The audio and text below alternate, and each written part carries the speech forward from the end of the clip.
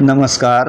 हमारे YouTube channel में आपका स्वागत है और हम कर रहे हैं हमारे अतीत क्लास 8 का 8वां लेसन, जिसमें हम राष्ट्रीयता और 1870 से 1947 तक के भारत की स्थिति देख रहे थे। इसी कड़ी के अंदर हमने इससे पहले वाला जो भाग किया था, उस भाग के अंदर हमने देखा कि किस प्रकार गांधी जी है वो अपने कार्यों के कारण भारतीयों के अंदर एक देवता या महात्मा की छवि बनाते जा रहे थे, या यूँ कहें जनता उनको महात्मा का दर्जा देती जा रही थी।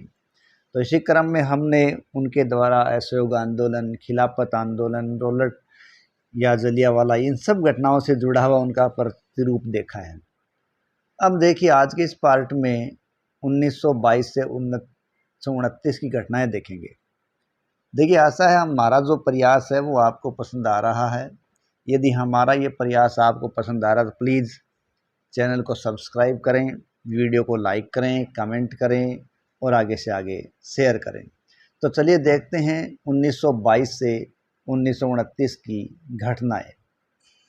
देखिए, महात्मा गांधी हिंसक आंदोलनों के खिलाफ थे। इसी कारण जब फरवरी 1922 में, देखिए 5 फरवरी की बात है, फरवरी 1922 में जब किसानों की एक भीड़ ने चोरी चोरा पुलिस थाने पर हमला कर दिया और उसे जला दिया, तो गांधी जी ने अचानक असहयोग आंदोलन वापस ले लिया। क्योंकि चोरी चोरा जो कांड हुआ था वो 5 फरवरी 1922 को गोरखपुर में हुआ था, चोरी चोरा स्थान पर, और उस दिन 22 पुलिस वाले हैं वो इस थाने में जलकर मारे गए थे। और किसान इसलिए बेकाबू हो गए थे क्योंकि पुलिस ने उनके शांतिपूर्ण जुलूस पर गोली चला दी थी, इसलिए किसान है वो उग्र हो चुके थे। लेकिन गांधी जी भी नहीं चाहते थे कि किसी भी प्रकार से आंदोलन हिंसक हो, इसीलिए उन्होंने इसको वापस ले लिया। असहयोग आंदोलन खत्म होने के बाद गांधी जी के अनुयायी ग्रामीण इलाकों में रचनात्मक कार्य शुरू करने पर जोर देने लगे। यानी गांधी जी के जो साथी थे, अनुयायी थे, वो ग्रामीण क्षेत्रों में रचनात्मक कार्य करने पर जोर देने लगे। चित्तरंजन दास और मोतीलाल नेहरू जैसे अन्य नेताओं की दलील थी कि पार्टी को परिषद चुनाव में हिस्सा लेना चाहिए और परिषदों के माध्यम से उनको सरकारी नीतियों को प्रभावित करना चाहिए। 20 के दशक के मध्य में गांव में किए गए व्यापक सामाजिक कार्यों की बदौलत गांधीवादियों को अपना जनाधार फैलाने में काफ़ी मदद मिली। यानी हम देख रहे 1920 के दशक के दौरान गांधीवादी थे, अनुयायी थे गांधी जी के, उन्होंने काफ़ी रचनात्मक कार्य किए, जिसके कारण क्या हुआ, गांव में जो व्यापक सामाजिक कार्य हुआ तो काफ़ी लोग गांधी जी के पीछे पीछे हो लिए, यानी गांधी जी का जनाधार काफ़ी फैल गया था। 1930 में शुरू किए गए सविनय अवज्ञा आंदोलन के लिए यह जनाधार काफ़ी उपयोगी साबित हुआ था, क्योंकि इसने बढ़ चढ़कर इसमें हिस्सा लिया था। भारतीय कम्युनिस्ट पार्टी और हिंदुओं के संगठन राष्ट्रीय स्वयं सेवक संगठन की स्थापना 20 के दशक की 2 महत्वपूर्ण घटनाएं हैं। कौन कौन सी? एक तो भारतीय कम्युनिस्ट पार्टी गठन हुआ और एक हिंदुओं के संगठन राष्ट्रीय स्वयं सेवक संघ आरएसएस की स्थापना हुई। ये 1920 के दशक की, या यूं के 20 के दशक की 2 महत्वपूर्ण घटनाएं थी। भारत के भविष्य को लेकर इन पार्टियों की सोच में बहुत ज़्यादा फर्क था, ठीक है। और इसी दौरान अलग अलग क्रांतिकारी राष्ट्रवादी नेता भी सामने आ रहे थे। यहाँ जो चित्र दिया गया है वो चित्तरंजन दास का है, जो कि स्वतंत्रता आंदोलन में मुख्य भूमिका निभाने वाले एक नेता थे। चित्तरंजन दास बंगाल में वकील थे और असहयोग आंदोलन में काफ़ी एक्टिव भी रहे थे, ठीक है। तो यहाँ हमने देखा कि 20 के दशक में कम्युनिस्ट पार्टी, स्वयं सेवक संघ ये गठित हुए, इनकी सोच में काफ़ी अंतर था। और इसी दौरान क्रांतिकारी राष्ट्रवादी भगत सिंह भी सक्रिय थे। इस दशक के आखिर में कांग्रेस ने पूर्ण स्वराज्य का प्रस्ताव पारित कर दिया। किसका प्रस्ताव पारित किया? पूर्ण स्वराज का प्रस्ताव पारित किया। जवाहरलाल नेहरू की अध्यक्षता में 1929 में पारित किए गए इस प्रस्ताव के आधार पर 26 जनवरी को 1930 को पूरे देश में क्या मनाया गया? पूरे देश में स्वतंत्रता दिवस मनाया गया। कब? 26 जनवरी 1930 को पूरे देश में स्वतंत्रता दिवस मनाया गया। और यह है साइमन कमीशन का विरोध करने वाले व्यक्ति। देखिए, साइमन कमीशन में क्या था? 1927 में इंग्लैंड की सरकार ने क्या किया, लॉर्ड साइमन की अगुवाई में एक आयोग भारत भेजा था, जो भारत के भाग्य का विधाता था। या भारत का भविष्य तय करने वाला था। लेकिन इस साइमन कमीशन में कोई भारतीय नहीं था, इसलिए भारतीयों ने इसका पूरी तरीके से विरोध किया और साइमन वापस जाओ का नारा लगाया। तो इसी प्रकार का जो नारा है या इसी प्रकार का विरोध करते हुए लाहौर के क्रांतिकारी लाला लाजपत राय है वो शहीद हुए थे। ठीक है, तो साइमन गो बैक, साइमन वापस जाओ। बहरे कानों को सुनाने के लिए धमाकों की ज़रूरत होती है, इनकलाब जिंदाबाद। यह है भगत सिंह। देखिए, भगत सिंह, चंद्रशेखर आज़ाद, सुखदेव और अन्य क्रांतिकारी राष्ट्रवादी औपनिवेशिक सत्ता, ठीक है, राष्ट्रवादी औपनिवेशिक सत्ता और अमीर शोषक वर्ग से लड़ने के लिए मजदूरों को, किसानों की क्रांति चाहते थे। यानी यहाँ अलग अलग व्यक्ति सामने आ रहे हैं। देखिए, भगत सिंह, चंद्रशेखर आज़ाद, सुखदेव और उनके से अनेक जो क्रांतिकारी थे। तो क्रांतिकारी राष्ट्रवादी औपनिवेशिक शासन और अमीर शोषक वर्ग से लड़ने के लिए मजदूरों और किसानों की क्रांति चाहते थे। यानी ये ऐसे क्रांतिकारी लोग थे जो चाहते थे कि ब्रिटिश सत्ता का औपनिवेशिक शासन है उससे, और अमीर जो उनके शोषण करने वाले उनसे लड़ने के लिए मजदूर और किसान एक हो जाए, क्रांति करें। ये क्रांतिकारी भगत सिंह, चंद्रशेखर आज़ाद, सुखदेव आदि थे। और इस काम को पूरा करने के लिए उन्होंने क्या किया, 1928 में दिल्ली स्थित फिरोज शाह कोटला में, दिल्ली स्थित फिरोज शाह कोटला में हिंदुस्तान सोशलिस्ट रिपब्लिकन एसोसिएशन, ठीक है, यानी Hindustan socialist Republican association HSRA की स्थापना की 17 दिसंबर 1928। विशेष याद रखें, 17 दिसंबर 1928 को भगत सिंह, चंद्रशेखर आज़ाद, राजगुरु ने लाला लाजपत राय पर लाठीचार्ज करने वाले सैंडर्स नामक पुलिस अफसर की हत्या की थी। और इसी लाठीचार्ज के कारण बाद में लाला लाजपत राय की मृत्यु भी हुई थी, जो कि साइमन गो बैक के लिए आंदोलन कर रहे थे। अपने साथी राष्ट्रवादी BK दत्त यानी बटुकेश्वर दत्त के साथ भगत सिंह ने 8 अप्रैल 1929 को भगत सिंह ने अपने राष्ट्रवादी साथी BK दत्त यानी बटुकेश्वर दत्त के साथ केंद्रीय विधान परिषद में बम फेंका। क्रांतिकारियों ने अपने पर्चे में कहा था कि उनका मकसद किसी की जान लेना नहीं है, बल्कि बहरी सरकार को सुनाना है तथा विदेशी सरकार को उनके द्वारा किए जा रहे भयानक शोषण से अवगत कराना है। भगत सिंह, सुखदेव और राजगुरु को गिरफ्तार किया गया। 23 मार्च कब है, भगत सिंह, सुखदेव, राजगुरु को 23 मार्च 1931 को फांसी पर चढ़ा दिया गया। बड़ी दुखद बात है कि उस समय भगत सिंह की आयु सिर्फ 23 साल की थी।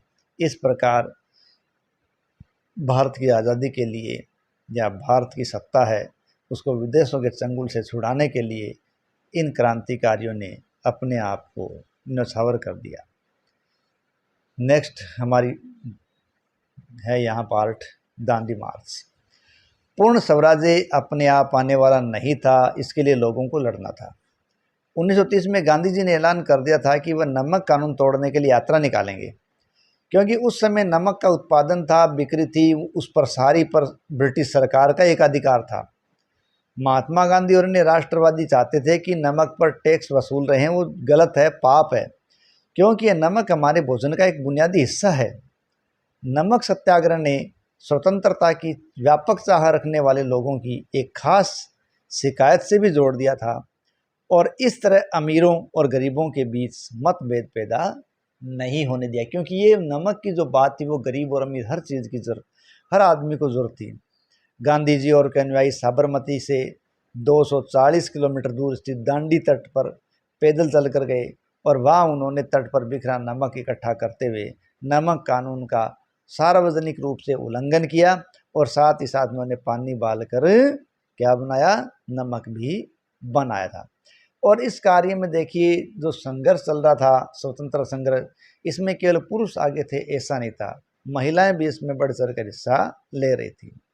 ठीक है, तो गांधी जी ने वहाँ नमक बनाया। इस आंदोलन में किसानों, आदिवासियों और महिलाओं ने बड़ी संख्या में हिस्सा लिया था। नमक के मुद्दे पर व्यावसायिक संघ ने पर्चा प्रकाशित किया था। सरकार ने शांतिपूर्ण सत्याग्रहियों पर निर्मम दमन के लिए आंदोलन कुचलने का प्रयास भी किया।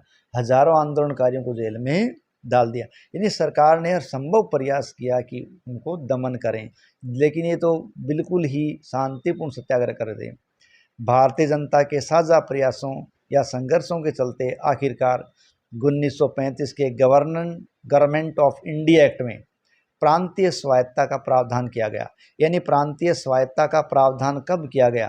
प्रांतीय स्वायत्ता का प्रावधान 1935 के गवर्नमेंट ऑफ इंडिया एक्ट में कर दिया गया। सरकार ने ऐलान किया कि 1937 में प्रांतीय विधायिकाओं के लिए चुनाव कराए जाएंगे।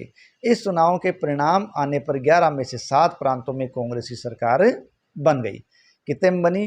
यानी 11 प्रांतों में से 7 में कांग्रेसी सरकार बनी और 1935 के गवर्नमेंट ऑफ इंडिया एक्ट में प्रांतीय स्वायत्ता जारी की गई।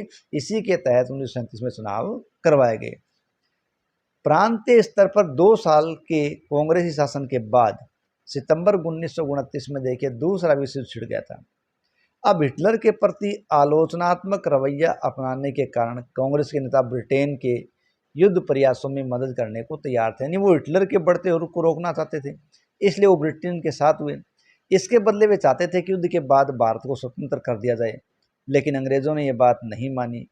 कांग्रेसी सरकार ने उसका विरोध किया और इस्तीफा दे दिया था। यह एक चित्र है वो सरोजिनी नायडू के साथ गांधी जी का चित्र है पेरिस का। देखो 1920 के दशक की शुरुआत से ही राष्ट्रीय आंदोलन में सक्रिय भूमिका निभाने वाली महिला रही है सरोजिनी नायडू, जो दांडी मार्च में भी गांधी जी के साथ थी। भारतीय राष्ट्रीय कांग्रेस के अध्यक्ष पद पर पहुंचने वाली वह पहली महिला थी। यानी भारत के राष्ट्रीय कांग्रेस के अध्यक्ष पर पहुंचने वाली पहली महिला कौन थी? सरोजिनी नायडू। और उन्होंने अध्यक्षता कब की? 1925 में की थी। कब? 1925 में। और यहाँ देखें महिलाओं की भूमिका अपन देखें स्वतंत्रता संघर्ष में, और उसमें विशेष रूप से नाम लिया जा रहा है कर्नाटक की अंबाबाई। राष्ट्रीय आंदोलन में अलग अलग पृष्ठभूमि वाली बहुत सारी महिलाओं ने हिस्सा लिया था। युवा, वृद्ध, अकेली, विवाहित, ग्रामीण, शहरी, रूढ़िवादी, उदारवादी, सभी तरह के माहौल से आने वाली महिलाएं हैं वो आंदोलन में शामिल हुई। स्वतंत्रता संघर्ष, महिला आंदोलन और स्वयं उनके लिए भी हिस्सेदारी बहुत ज़्यादा महत्वपूर्ण थी।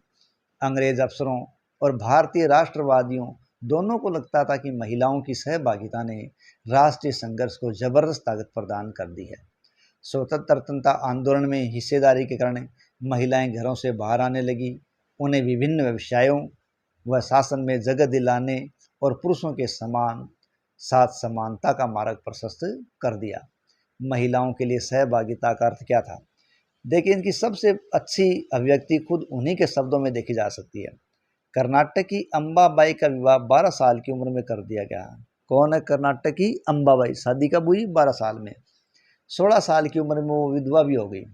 उन्होंने उडुपी में विदेशी कपड़ों और शराब की दुकानों की घेराबंदी कर दी, तो अंबाबाई को गिरफ्तार कर लिया गया, सजा दी गई, लेकिन रिहा होने पर उन्हें दोबारा गिरफ्तार किया गया।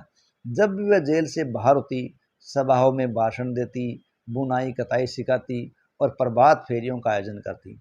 अंबाबाई इन्हें अपने जीवन के सबसे सुखद क्षण मानती थी, क्योंकि ऐसे क्षणों में उन्हें एक नया मकसद और प्रतिबद्धता दिखाई दे रही थी। आंदोलन में अपने हिस्सेदारी के अपने अधिकार को मनवाने के लिए महिलाओं को काफ़ी जद्दोजहद करनी पड़ी थी। उदाहरण के लिए नमक सत्याग्रह के दौरान शुरुआत में खुद महात्मा गांधी भी महिलाओं की हिस्सेदारी के समर्थक नहीं थे, लेकिन आखिरकार सरोजिनी नायडू ने उन्हें इस बात के लिए तैयार किया कि वे भी महिलाओं को आंदोलन में शामिल करें, और उसके बाद उनको शामिल करने का काम शुरू हुआ। वीर लखन नायक को फांसी दे दी गई।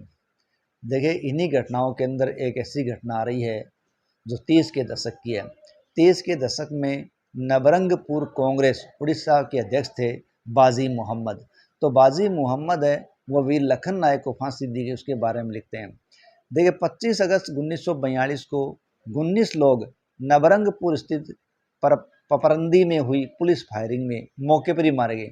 यानी 25 अगस्त 1942 को पपरंदी में पुलिस फायरिंग हुई, जिसमें 19 लोग वहीं मारे गए और बहुत सारे लोग बाद में घावों के कारण मर गए थे। 300 से ज़्यादा घायल हुए। 1000 से ज़्यादा को कोरापुट ज़िले की जेल में डाल दिया गया। कईयों को गोली मार दी गई, कईयों को फांसी पर लटका दिया गया। वीर लखन नायक को भी फांसी पर लटका दिया गया था। देखिए वीर लखन नायक कौन था? अंग्रेज़ों की अवहेलना करने वाला एक विख्यात जनजातीय नेता था। और ये बात लिख कौन रहे हैं? ये लिख रहे हैं बाजी मोहम्मद।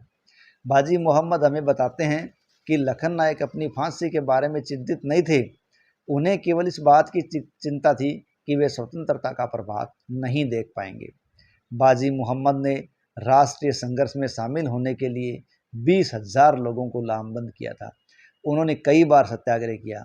उन्होंने दूसरे विश्व युद्ध के खिलाफ हुए विरोध और भारत छोड़ो आंदोलन में हिस्सा लिया और कई बार लंबे समय तक उन्होंने जेल भी काटी थी। और यहाँ देखिए भारत छोड़ो आंदोलन की तस्वीर है। प्रदर्शनकारी हर जगह पुलिस लोहा ले रहे थे। हजारों लोग गिरफ्तार हुए, 1000 से ज़्यादा मारे गए और असंख्य लोग घायल भी हुए थे, लेकिन उन्होंने प्रदर्शन का रास्ता नहीं छोड़ा था। ठीक है, आज के लिए इतना ही। शेष अगले पार्ट में देखेंगे भारत छोड़ो और उसके बाद की स्थिति।